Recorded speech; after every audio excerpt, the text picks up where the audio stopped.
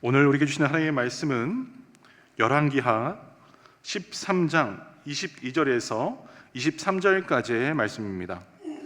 시작. 여호아스 왕의 시대에 아람 왕 하사엘이 항상 이스라엘을 학대하였으나 여호와께서 아브라함과 이삭과 야곱과 더불어 세우신 언약 때문에 이스라엘에게 은혜를 베풀며 그들을 불쌍히 여기시며 돌보사 멸하기를 즐겨하지 아니하시고 이때까지 자기 앞에서 쫓아내지 아니하셨더라. 아멘. 오늘 하나님의 말씀은 LA 산할교를 섬기고 계신 김기성 목사님께서 전해주십니다. 제가 처음 목사님을 배웠을 때부터 지금까지 돌아보면요, 항상 두 가지가 먼저 떠오릅니다.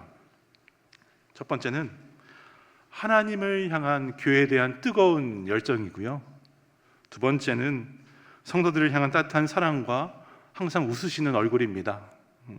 지난 1박 2일 동안 임직자 수양회를 섬겨주시면서 저희 리더들에게 필요한 말씀과 돈을 주셨는데, 오늘 우리 예배 가운데서도 주실 은혜가 분명하게 있는 줄 믿습니다. 목사님 나오셔서 인생 승리의 비결, 나에게 하나님 계시다는 것을 기억하는 제목으로 말씀 전해주십니다. 우리 박수로 목사님을 환영하겠습니다.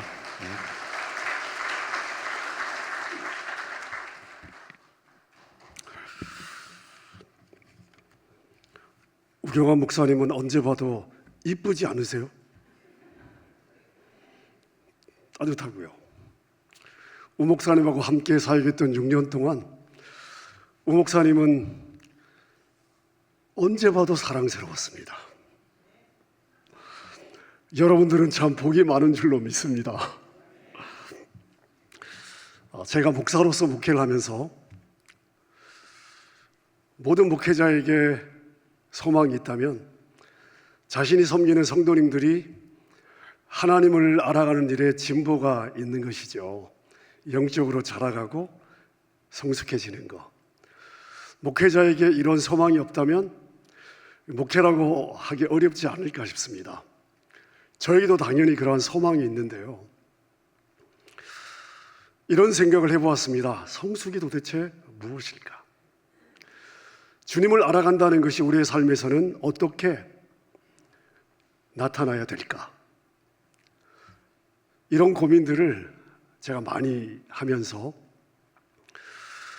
제가 교회를 개척한 지 19년 3개월이 되었는데요, 교회를 개척하면서 제가 하나님이 저에게 붙여주시는 성도님들을 성숙, 너무 추상적이어서 이 5가지 면에서 제가 강조를 하고 우리 성도님들이 이 5가지 면에서는 자라갈 수 있도록 힘을 써 보겠습니다. 자, 그래서 개인의 성숙 목표 5가지를 잡았는데, 첫 번째가 뭐냐? 어떤 환경, 어떤 상황에서도 하나님을 먼저 바라보는 것이 습관이 되게 하자. 어떤 환경, 어떤 상황에서도 하나님을 먼저 바라보는 것이 습관이 되게 하자. 자, 이걸 제가 우리 성도님들 성숙의 첫 번째 목표로 삼은 이유가 있습니다. 제가 제 삶을 돌아보니까요, 저도 모태신앙으로 장로의 가정에서 태어나서 교회에서 쭉 자랐단 말이죠. 저는 하나님을 알고 하나님을 믿고 하나님을 의지하고 하나님을 사랑하거든요. 자, 근데 제가 제 삶을 돌아보니까 제가 실패했던 때가 있었어요. 실족했던 때가 있었습니다. 제가 목회를 하면서 우리 성도님들의 삶을 보니까 우리 성도님들이 하나님을 모르는 것이 아니고요, 하나님을 알아요. 하나님을 사랑하는데, 자, 그런데 실패하는 때가 있더라고요. 실족하는 때가 있고, 도대체 우리가 하나님을 알고 신뢰하는데 왜 실패하는가? 제가 봤더니 위기의 때에 우리의 삶에 진짜 하나님의 복과 은혜가 필요할 때, 정말 나의 삶에 하나님의 도우심이 필요할 때 우리 안에 하나님이 없더라고요. 평소에 신앙생활 잘 하는데 진짜 내 삶에 하나님이 필요할 때 우리 안에 하나님이 없어요. 위기의 때에 하나님을 먼저 바라보느냐, 바라보지 않느냐, 이게 인생의 운명을 결정하는구나 하는 것을 제가 보게 되었습니다. 정말 하나님을 바라보고 하나님의 도우심이 필요할 때, 자, 이 부분을 놓치게 되면 관계 깨지고요, 돈 깨지고요, 세월 날아가고요, 그리고 한참의 시간이 흐른 후에 그때를 돌아보면서 우리 마음에 어떤 후회가 남냐 하면, 야, 내가 그때 하나님을 의지했어야 되는 건데, 내가 그때 나에게 하나님이 계시다는 것을 기억했더라면. 이게 제 삶에서도 그렇고 제가 그동안 만나왔던 많은 성도님들의 삶에 반복되는 패턴이라는 것을 보게 되었습니다. 그래서 훈련의 첫 번째 목표가 어떤 환경, 어떤 상황에서, 어떤 사건 앞에서도 하나님을 먼저 바라보는 것이, 이게 습관이 돼야 돼요. 자, 이게 우리의 운명을 결정한다. 자, 이것을 제가 오늘 말씀을 통해서 한번 여러분에게 나누도록 하겠습니다.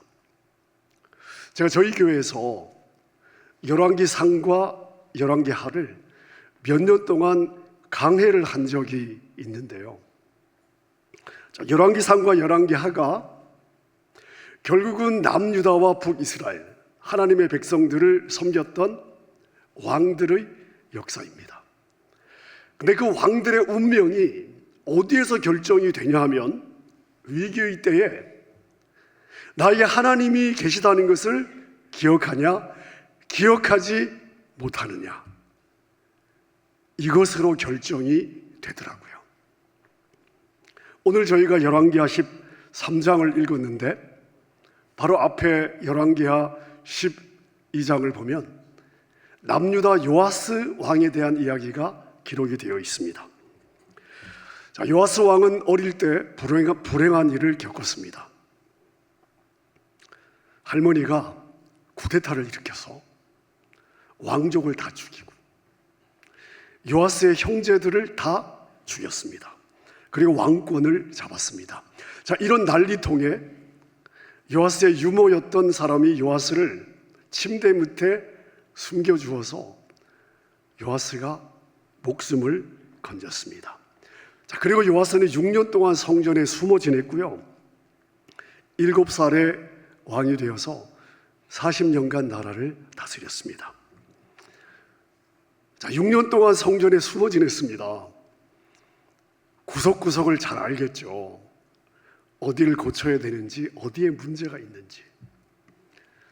그래서 요아스는 왕이 되자마자 자기도 헌금을 하고 백성들로 하여금 자원해서 헌금을 하게 해서 성전을 수리를 합니다.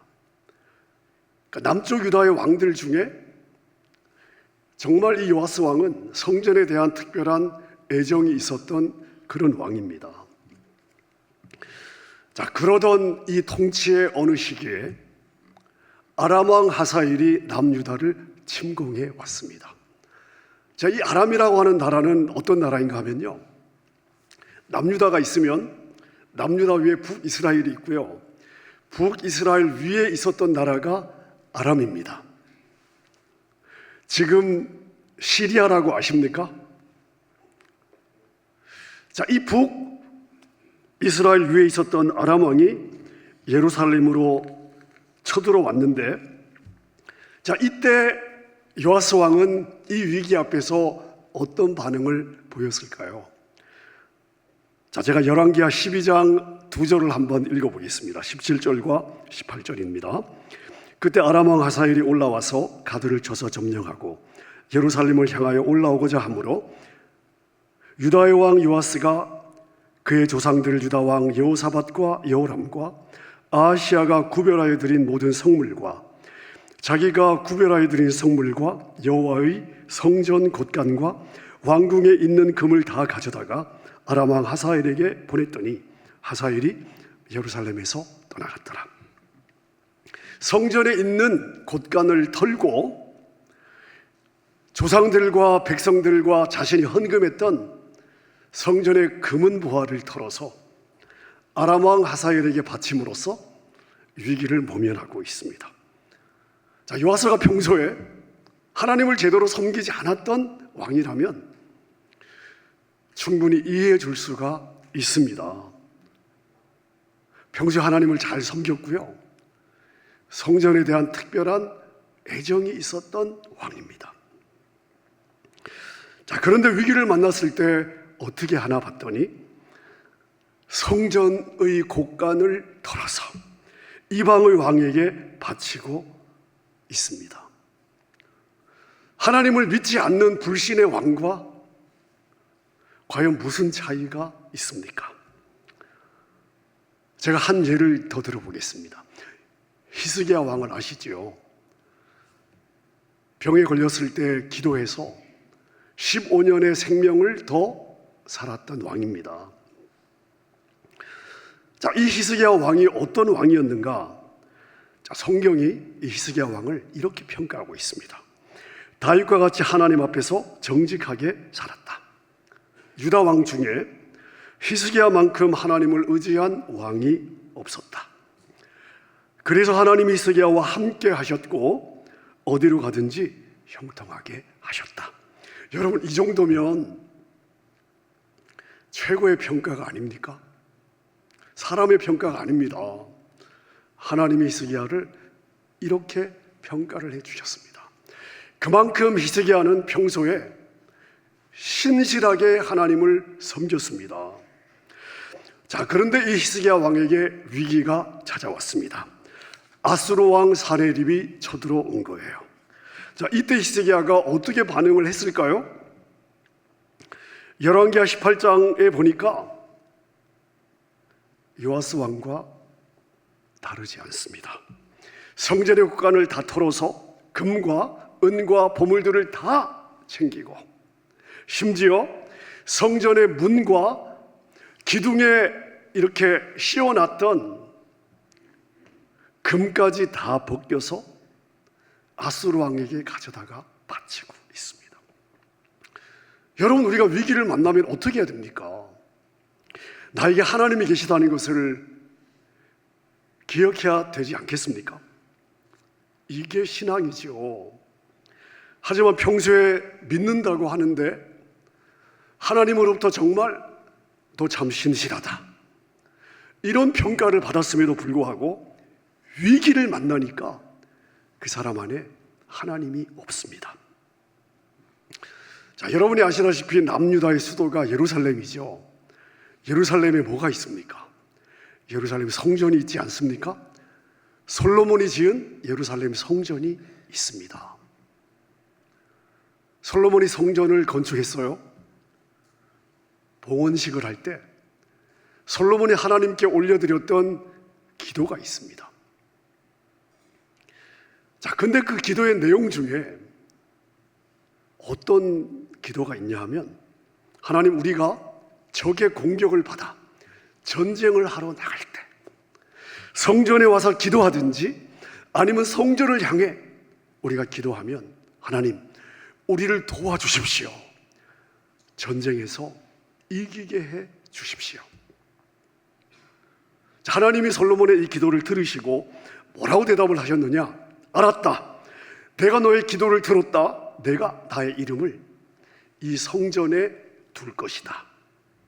전쟁을 하러 나갈 때 너희가 성전을 향해서 기도하면 내가 반드시 그 기도에 응답할 것이다. 여러분, 그럼 외적의 침입을 받았습니다. 위기를 만났습니다. 내 힘으로 이길 수 없습니다. 어떻게 해야 될까요? 여러분, 이 성전에 나와 하나님이 주신 약속을 붙잡고 도움을 요청해야 되지 않겠습니까? 성전을 향해서 기도하고, 하나님, 제 여력으로 어려운 전쟁인데 한번 도와주십시오. 여러분, 그러고 전쟁에 나가야 되지 않습니까? 그러고 전쟁에 나갔던 전쟁에 패배한 적이 단 한 번도 없습니다. 자, 그런데 위기를 만났어요. 평소에 잘 섬겼습니다. 하나님을 모르는 왕이 아니에요. 하나님을 잘 알고 평소에 신실하게 섬겼던 왕들인데, 위기를 만났을 때 어떻게 하냐? 성전의 금과 은과 곶간을 털어 적국의 왕에게 바치고 있습니다. 여러분, 저는 열왕기 상과 열왕기 하를 몇 년 동안 묵상을 하면서 평소에 하나님을 잘 섬겼던 이런 왕들의 모습을 이런 모습들을 보면서, 여러분, 저는요, 제가 이런 질문을 해보았습니다. 도대체 우리에게 믿음은 무엇일까? 도대체 우리에게 신앙은 무엇일까? 도대체 하나님은 우리에게 무슨 의미일까? 여러분, 여러분에게 신앙은 무엇입니까? 여러분에게 하나님은 어떤 분이십니까? 연약한 나그네 인생을 살아가는 저희들이 우리의 위기의 때에 하나님의 도우심을 받을 수가 없다면, 우리의 위기의 때에, 우리의 환난의 때에 내 힘으로 핸들할 수 없는 어려운 일을 만났을 때, 여러분, 우리를 도와주실 수 없는 하나님을 우리가 왜 믿습니까?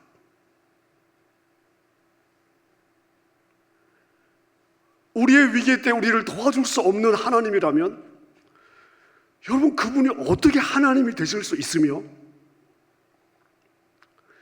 우리가 왜 그분을 섬겨야 되는 거죠?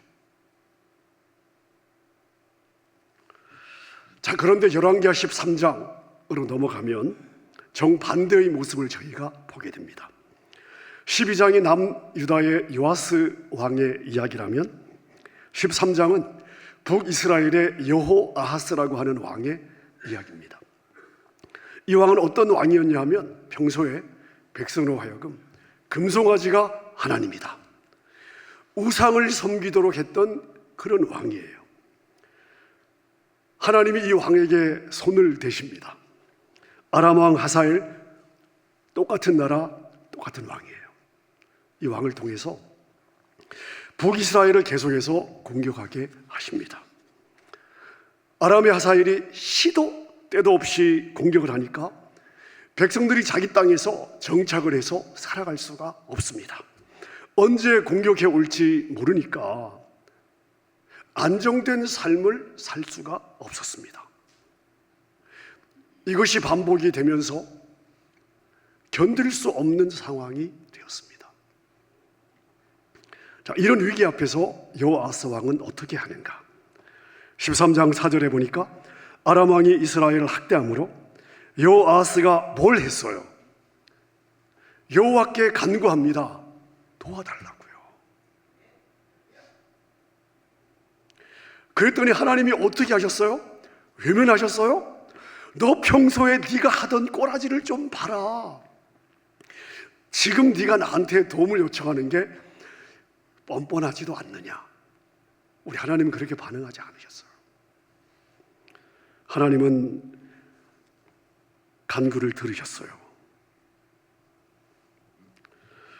그리고 5절에 보니까 여호와께서 이에 구원자를 이스라엘에게 주셔서 아람 사람의 손에서 벗어나 전과 같이 장막에 거하게 하셨다. 여러분, 농사를 지으면 씨를 뿌리고 열매를 거둘 때까지 시간이 필요하잖아요. 그 전에는 시도 때도 없이 공격해 오니까 내가 살던 땅에 안정된 삶을 살 수가 없으니 농사를 짓기도 어려웠거든요. 하나님께서 자신이 살던 땅에 안정된 삶을 주셨습니다. 여호와스는 위기 앞에 하나님께 도와달라고 기도했고 하나님은 요청을 들어주셨고요. 어려움에서 건져주셨습니다. 여러분, 비교가 되지 않습니까? 여호와의 성전, 하나님의 약속을 가지고 있었던 유다는 어려움을 만나기만 하면 성전의 곳간을 털어요. 하지만 성전이 없었던 이스라엘은 오히려 하나님께 도우심을 구해서 하나님의 도우심을 받습니다. 여러분, 이 12장과 13장에서 성경이 이 두 왕을 재미있게 비교하고 있습니다. 우리는 이 비교를 통해서 무엇을 보게 되죠? 우리 하나님은 어떻게 일하시는가? 입을 열어 간구하면 나에게 하나님이 계시는구나. 여러분, 이게 기억이 되면 우리 하나님께 도움을 요청을 하거든요. 아무리 평소에 내가 하나님을 섬기고 사랑했어도 위기 때 내 안에 하나님이 안 계시면, 여러분, 하나님이 전능하시다고 아무리 고백한들 하나님의 그 전능하심이 나랑 무슨 상관이 있습니까? 자, 그런데요, 북이스라엘은 아람의 공격을 받아 고생할 때 기도했어요. 하나님의 도우심을 받았습니다. 여러분, 이것이 바로 은혜가 아닙니까? 받을 자격 없는 인생에게 베푸시는 하나님의 호의, 은혜잖아요. 자, 이렇게 은혜를 입었으면 그 다음에 어떻게 살아야 되겠습니까? 하나님을 잘 섬겨야 되지 않겠습니까? 자, 그런데요, 어떻게 했을까요? 6절입니다. 그들이 이스라엘에게 범죄한 여로보암이 집의 죄에서 떠나지 않고, 하나님이 은혜를 주셔서 건져주셨더니 다시 무엇을 섬겼다? 금송아지를 섬겼어요.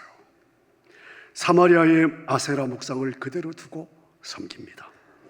은혜를 받고도 위기에서 벗어나니까 여전히 우상을 섬기며 죄짓고 살더라.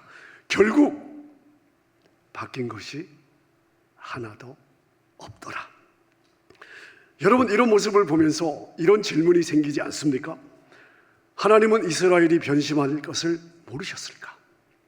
한번 도와주면, 위기에서 건져주면 이제부터는 잘 믿고 하나님을 잘 섬길 걸로 기대하고 도와주셨을까? 여러분, 하나님이 모르실 리가 없으시겠죠. 자, 그렇다면 도와주면 변심하고, 도와주면 또 변심하고, 도와줘도 또 변심하고, 도와줘도 또 변심하고, 이럴 줄 알면서도 하나님께서 그들을 도와주신 이유가 무엇일까요? 하나님은 버튼만 누르면 먹을 게 나오는 vending 머신입니까? 하나님은 아무 생각이 없는 로봇일까요? 아니지 않습니까? 그럼에도 불구하고 하나님께서 변심할 것을 알면서도 그들을 도와주신 이유가 무엇일까요? 자, 오늘 우리가 읽었던 열왕기하 13장 22절 23절에 그 답이 있습니다. 자, 이 두 구절을 우리가 한번 같이 한번 읽어볼까요? 중요한 단어를 여러분이 한번 찾아보십시오. 22절 시작. 여호아스 왕의 시대에 아람 왕 하사엘이 항상 이스라엘을 학대하였으나 여호와께서 아브라함과 이삭과 야고보 더불어 세우신 언약 때문에, 무엇 때문에? 언약 때문에 계속해서요, 이스라엘에게 은혜를 베풀며 그들을 불쌍히 여기시며 돌보사 멸하기를 즐겨하지 아니하시고 이때까지 자기 앞에서 쫓아내지 아니하셨더라. 아멘. 자, 이 구절에서 중요한 단어가 뭐죠? 언약입니다. 여러분, 언약이 무엇입니까? 언약이 뭐죠? 자, 언약이 뭐냐면요, 쌍방이 조건을 걸고 계약을 맺는 것입니다. 자, 그런데 조건을 걸고 계약을 맺는다는 면에서는 계약과 언약은 같은 개념입니다만은 계약과 언약에 차이가 있습니다. 자, 계약은 쌍방이 조건을 걸고 약속을 하는 거예요. 일방이 조건을 어기면 지킬 필요가 없습니다. 계약은 일방이 조건을 지키지 않으면, 계약의 조건을 지키지 않으면 무효화되는 거예요. 상대방의 계약을 조건을 지키지 않았으니까. 언약은 뭐냐? 일방이 계약을 어겨도요, 일방이 조건을 지키지 않아도 어느 한 일방이 파기할 수가 없습니다. 언약은 한번 맺어지면 무효화되지 않습니다. 자, 이스라엘이 이렇게 개판으로 살다가도 도움을 요청하면 하나님이 도와주시고, 변심해도 또 도와주시고, 변심해도 또 도와주시는 이유가 뭐냐 하면, 하나님이 그들의 조상 아브라함과 무엇을 맺었기 때문에? 언약을 맺었기 때문이다. 하나님이 아브라함과 모종의 약속을 했다는 것입니다. 자, 그래서 하나님이 아브라함과 도대체 어떤 언약을 맺으셨느냐? 언약의 내용이 뭐냐? 이 부분을 우리가 한번 봐야 되겠죠. 자, 창세기 15장에 보면 하나님이 아브라함과 언약을 맺는 장면이 나와 있습니다. 이 아브라함 시대에는요, 두 왕이 언약을 맺으면 이렇게 맺었습니다. 짐승을 반으로 쪼개어서 머리를 맞대어 놓고요, 언약을 맺는 두 왕이 서로 손을 맞잡고 쪼개진 짐승 사이를 지나갑니다. 무슨 의미냐? 어느 일방이 언약의 내용을 지키지 않으면 나도 이렇게 쪼개지겠습니다. 이게 바로 언약이었습니다. 자, 그럼 하나님은 아브라함과 어떻게 언약을 맺으셨을까요? 자, 15장의 몇 구절을 제가 한번 읽어보겠습니다. 9절과 10절입니다. 여호와께서 그에게 이르시되, 아브라함에게 이르시되, 나를 위하여 3년 된 암소, 3년 된 암염소, 3년 된 수량, 산비둘기, 집비둘기 새끼를 가져와라. 아브라함이 그 모든 것을 가져다가 중간을 쪼개고, 그림이 그려지시죠? 중간을 쪼개고, 쪼갠 것을 어떻게 했어요? 맞대어 놓았습니다. 하나님이 아브라함과 언약을 맺으시려고요, 아브라함으로 하여금 준비를 하게 하신 거예요. 자, 그 다음 12절을 보겠습니다. 해질 때 아브라함에게 깊은 잠이 임하고. 자, 여러분, 언약이 체결되려면 하나님과 아브라함이 이 쪼갠 짐승, 준비한 쪼갠 짐승 사이를 지나가야 됩니다. 자, 그런데 어떤 일이 일어났어요? 아브라함이 너무 피곤해서 잠이 든 게 아니에요. 깊은 잠이 어떻게 됐다고요? 임했대요. 하나님이 아브라함을 재우신 거예요, 깊이. 자, 그리고 17절을 보십시오. 해가 져서 어두울 때 연기나는 화로가 보이며 타는 횃불이 쪼갠 고기 사이로 지나더라. 하나님이 횃불로 나타나셔서 쪼갠 고기 사이를 혼자 지나가셨습니다. 아브라함은 지금 뭐 하고 있어요? 자고 있습니다. 누가 지나갔어요? 하나님이 혼자 지나가셨습니다. 자, 그런데 그 다음 18절을 보십시오. 그날에 여호와께서 아브라함과 더불어 무엇을 세우셨대요? 언약을 세우셨대요. 아브라함이 지나갔어요? 안 지나갔어요? 안 지나갔습니다. 아브라함은 자고 있었습니다. 하나님이 혼자 지나가셨는데요, 하나님의 언약이 체결됐다고 선포하십니다. 자, 그럼 그 언약의 내용이 무엇일까요? 여러분, 언약은 내용이 있어야 되잖아요. 무엇을 하겠다고, 안 하면 쪼개지겠다고. 자, 하나님이 아브라함과 맺은 언약의 내용이 뭐냐? 나는 너의 하나님이 되고 너는 나의 백성이다. 나는 너와 너의 후손의 아버지가 되고 너와 너의 자녀들은 나의 자녀가 될 것이다. 여러분, 이것이 하나님이 아브라함과 맺으신 언약의 내용입니다. 자, 쪼개진 짐승 사이로 지나갔어요. 약속을 못 지키면 못 지킨 쪽이 쪼개져야 되는데 아브라함은 지나가지 않았습니다. 하나님만 지나가셨어요. 그럼 언약을 지킬 책임은 누구에게 있는 것이죠? 쪼개진 짐승 사이로 지나가신 하나님이 져야 되는 겁니다. 여러분, 하나님이 자기의 생명을 거시고 우리를 하나님의 백성, 자신의 자녀로 삼겠다고 약속해 주신 거예요. 그러니 자녀들이 맨날 말 안 듣고 깽판 치고 속을 썩이다가도 아버지, 나 좀 도와주세요. 하나님은 그 언약 때문에 약속을 하셨기 때문에 그 약속을 기억하시고 그 후손들을 끝없이 도와주시는 거예요. 자, 말씀을 정리하겠습니다. 여러분, 첫 번째 기억하세요. 하나님은 아브라함과 언약을 맺으셨어요.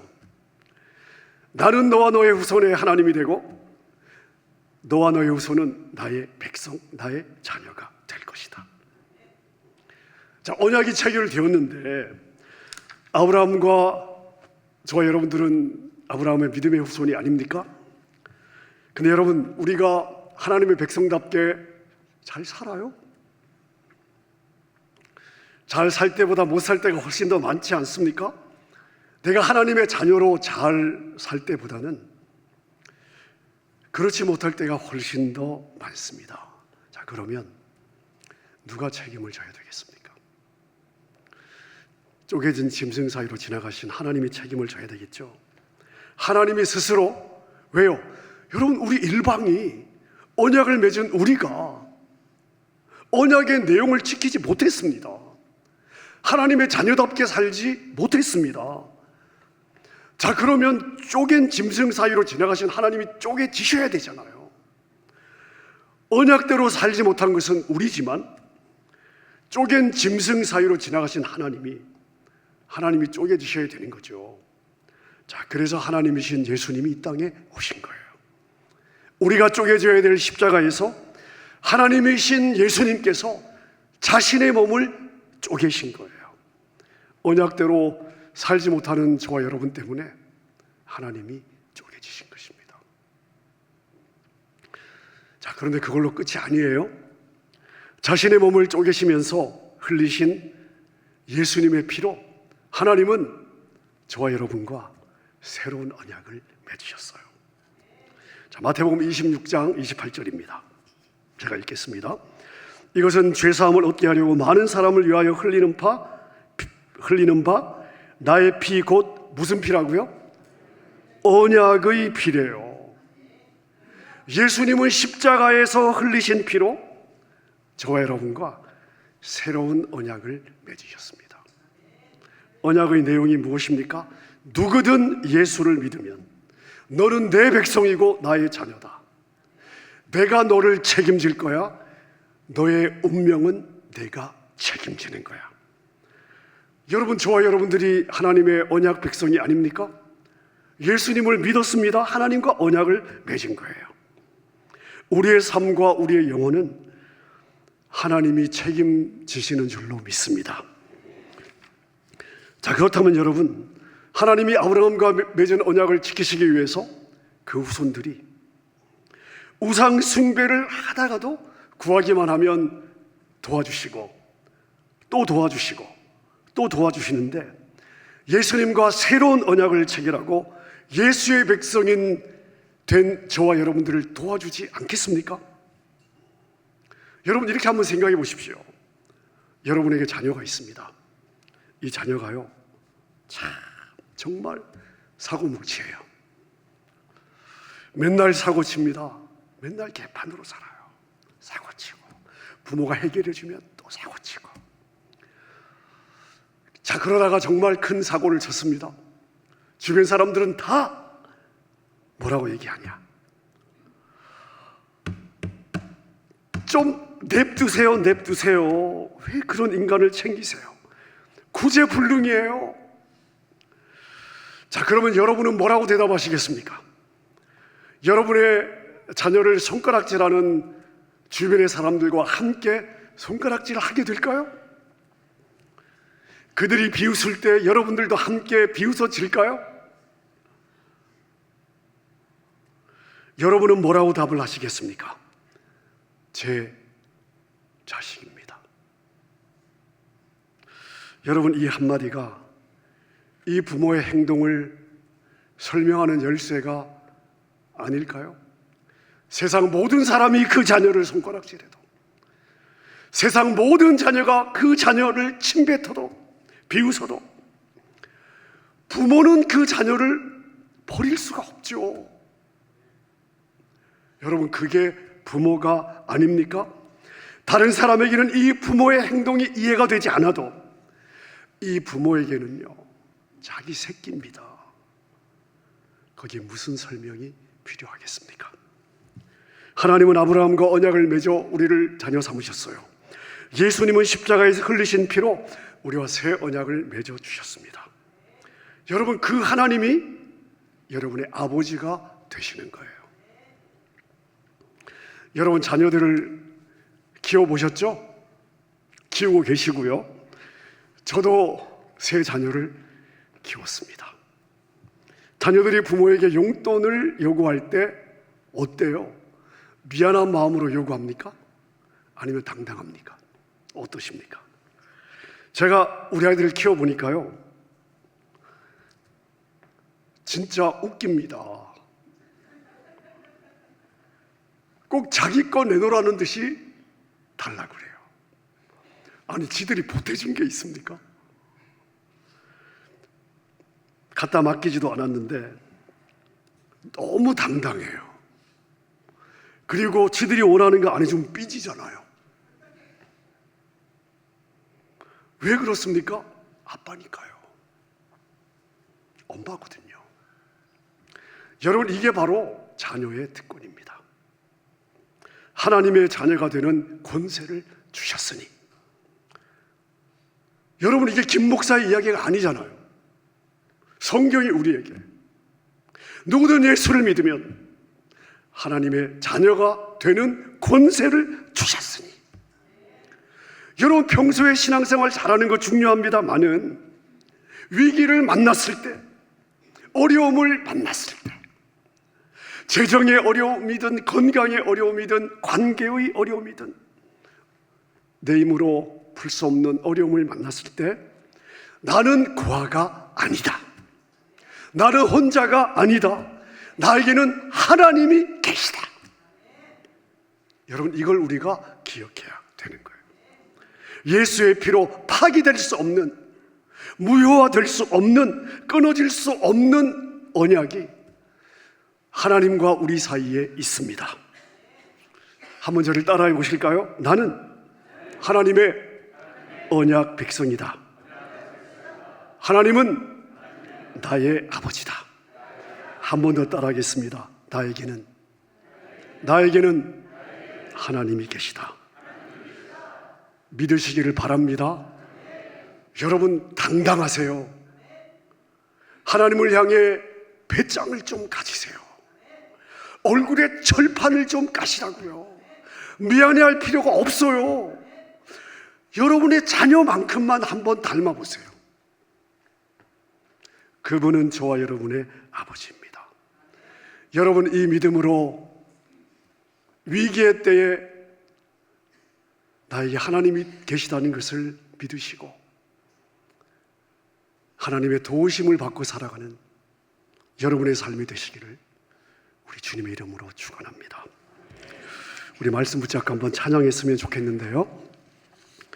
나의 영혼이 잠잠히 하나님만 바라며, 우리 믿음의 고백으로 주님께 드리도록 하겠습니다.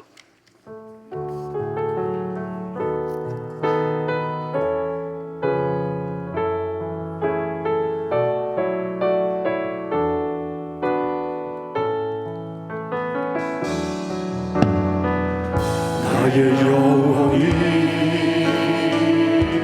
잠잠히 하나님만 바라며,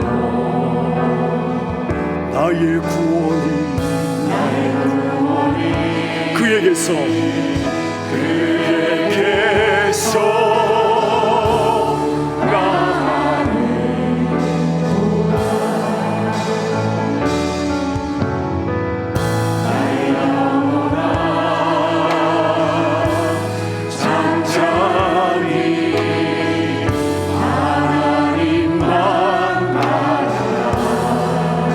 나의 소망이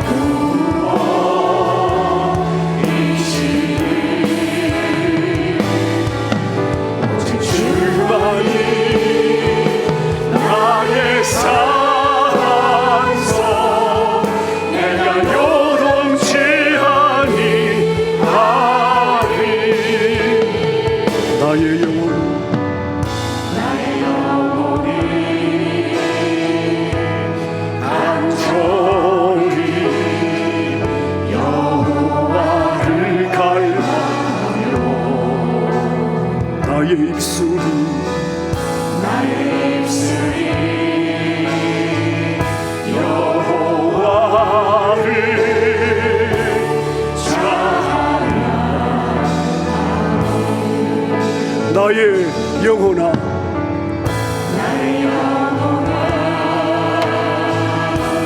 즐거이 여호와를 따르니. 아멘입니까?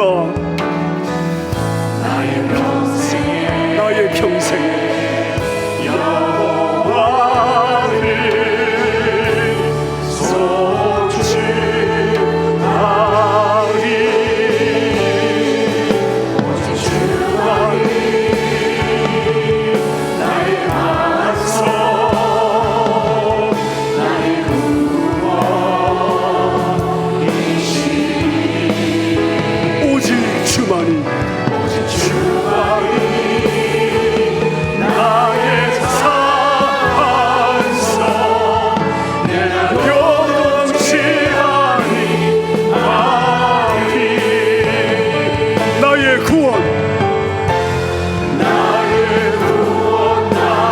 영광 하나님께 있으니. 내 힘의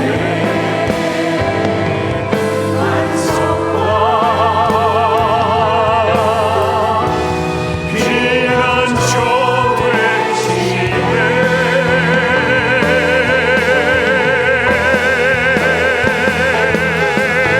오직 주만이 나의 반석, 나의 구원이시니.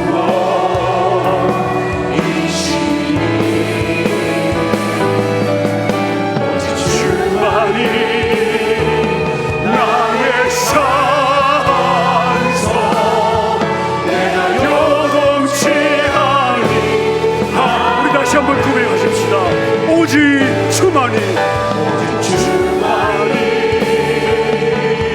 나의 반석, 나의 구원이시니. 주님, 그렇습니다. 주만이 나의 산성, 내가 요동치하니 아리. 아멘. 우리 한번 기도하십시다. 여러분, 우리는 고아가 아니에요. 우리는 망망대해 혼자 버려진 고아들이 아닙니다. 여러분, 나에게는 전능하신 하나님이 있으십니다. 파기될 수 없는 언약이 하나님과 우리 사이에 있습니다. 여러분, 당당하세요. 얼굴에 좀 철판을 좀 까시고 여러분, 구하세요. 이 시간 여러분의 삶에 기도의 제목이 있지 않습니까? 여러분의 기도의 제목을 우리 주님의 전전에 올려드리십시다. 하나님, 내 삶에 하나님의 복이 필요합니다. 주님, 내 삶에 하나님의 은혜가 필요합니다. 주님, 내 삶에 하나님의 도우심이 필요합니다. 주님, 내 삶에 삶의 물고가 필요합니다. 여러분의 기도의 제목을 올려드리시고 이 시간 우리 주여 한번 외치고 합심으로 기도하겠습니다. 주여! 살아계신 아버지, 사랑하는 주의 백성들, 기도의 제목을 주님의 존전에 올려드립니다. 살아계신 하나님, 이 시간 사랑하는 주의 백성들을 말씀하여 주시옵소서. 살아계신 하나님, 우리는 구하가 하나님 우리에게 있으니 내가 너와 함께하리라. 내가 너를 떠나지 아니할 것이다. 내가 너를 도와줄 것이다. 살아계신 하나님, 아멘입니다. 하나님 우리에게 주신 모든 약속들이 하나님 우리에게 아멘이 되는 줄로 믿습니다. 살아계신 하나님 오시옵소서. 이 시간 주의 백성들의 심령 속에 하나님의 약속을 심으시오. 오 아버지, 위기의 때에 나에게 하나님이 계시다는 것을 기억하고 하나님의 도우심을 구하고 하나님의 도우심을 받고 살아가는 하나님, 그러한 주의 백성들 인생들 되게 하여 주시옵소서.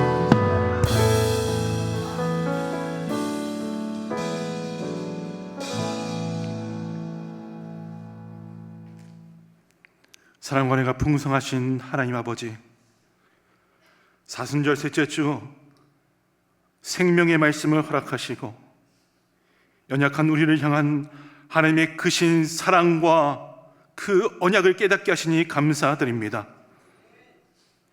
삶을 돌아보면 때로는 아람 왕 하사엘과 같은 끊임없는 고난과 삶의 무게가 우리 성도들을 짓누를 때가 너무나 많이 있습니다.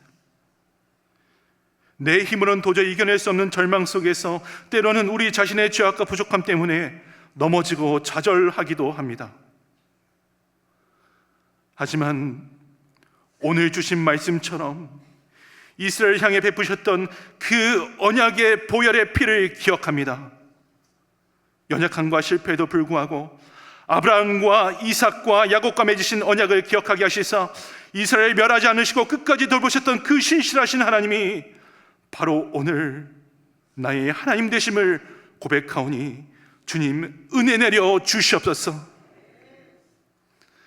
우리 인생의 참된 승리의 비결이 상황과 환경의 변화에 있는 것이 아니라 나에게, 우리 가정에게 하나님이 계시다는 사실을 기억하는 데 있음을 고백하오니 세상의 풍파가 위협할지라도 불쌍히 여겨주시고 결코 자기 앞에서 쫓아내시지 않으시는 그 영원한 주의 팔에 안겨있음을 잊지 않게 하여 주시옵소서. 간절히 원하옵기는 오늘 이 예배의 자리를 나서는 우리 모든 성도들의 심령 가운데에 내주하시는 하나님, 임마누엘의 하나님 아버지가 선명하게 새겨지게 하여 주시옵소서. 하나님의 은혜의 언약을 기억하며 다시 일어설 수 있는 새 힘과 당당함을 허락하여 주시옵소서. 이 모든 말씀 예수님 이름으로 간절히 기도드리옵나이다. 아멘.